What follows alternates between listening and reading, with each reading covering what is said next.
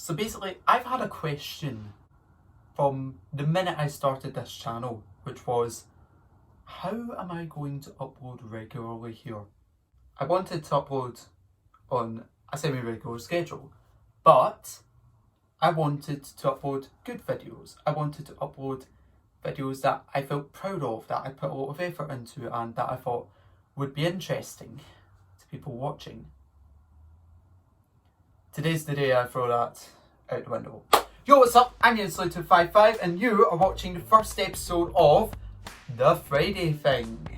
What's the Friday Thing, you might ask? Well, basically, I'm going to upload a video every Friday. Oh my goodness, what a bold concept. Seriously though, it's been far too long I've been holding on to this dream that I could upload good videos, so here I'm uploading shitty ones because I just want to get stuff out to you, the 17 people who don't give a shit about this channel but for some reason still have me clogging up your sub boxes. So, here I am. This week, I suppose, since this is going to be a weekly thing, I figure best focus on the events of the week that's just went by. So, this week, of course, was this week that school kids in Scotland went back to school, and myself included. That being back to school, not being kids. That's a problem. It was also a week that a lot of shit went down with schools and results in England. We already had that up in Scotland last week, well, 2 weeks ago now I suppose, but down in England there was a big hurrah about, a big hurrah, that's not a word. There was a big kerfuffle, that's the one I'll use, about A-level results being upgraded to use teacher estimates and GCSEs going by the same thing, and some BTEC results not getting released and then all of them getting pulled, including ones that had already been given. What's that about? I don't know. Thank God I don't live down there relying on results from that. The SQA has many faults, but getting results to us on time is... Well, I was about to say not one of them, I just remembered my friend can't actually get results on when results do. We'll know that because you know, that doesn't fit the narrative of England bad, Scotland good, so yeah.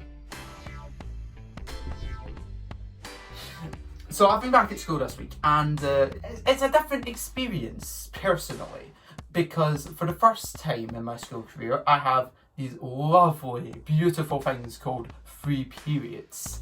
I get to be in school but not doing schoolwork. I get a break in the middle of the day. Well, technically I'm meant to be studying, but the amount of studying that goes on during free periods is equivalent to the amount of actual governing that goes on in the government. So instead we've been stuck into, well, first of all it was a big massive hall, but then it was a slightly smaller hall. Big brain idea there. And that's basically been where I've been residing for the past week.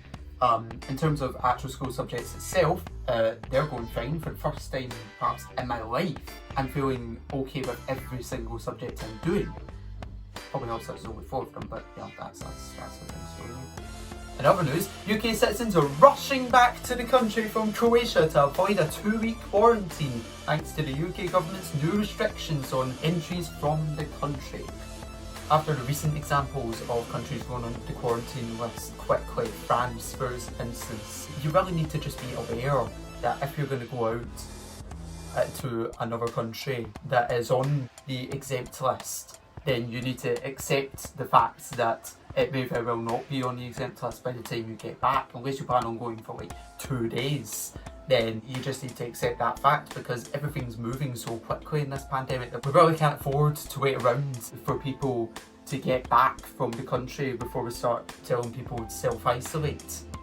On Tuesday night, the longest 10 days of my existence came to an end. Celtic came back from their volleyball and goalie enforced COVID suspension.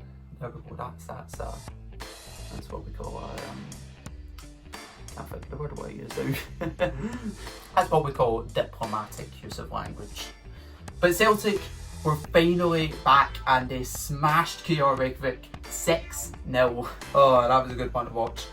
Especially with Odsonne Edouard looking over to the bench, noticing that there were 2 strikers coming on, therefore he would certainly be coming off, and immediately deciding to skin 4 of the Reykjavik defenders to score his first goal of the match. I liked that. It was a decent performance. There were some insecurities at the back, but the attacking force was brutal, and I'd say on that performance we could probably beat most teams in the SPFL. I say on that performance because that performance isn't always what we get, and it probably should be what we get more often. Okay, so I think we can call that the end for this week. If you're so lucky, I might even make a Friday thing next week. That would be a first for this channel. A weekly series, a series that actually continues. God, I don't think such a thing is possible. See you next time, and you'll see whether or not I've done it.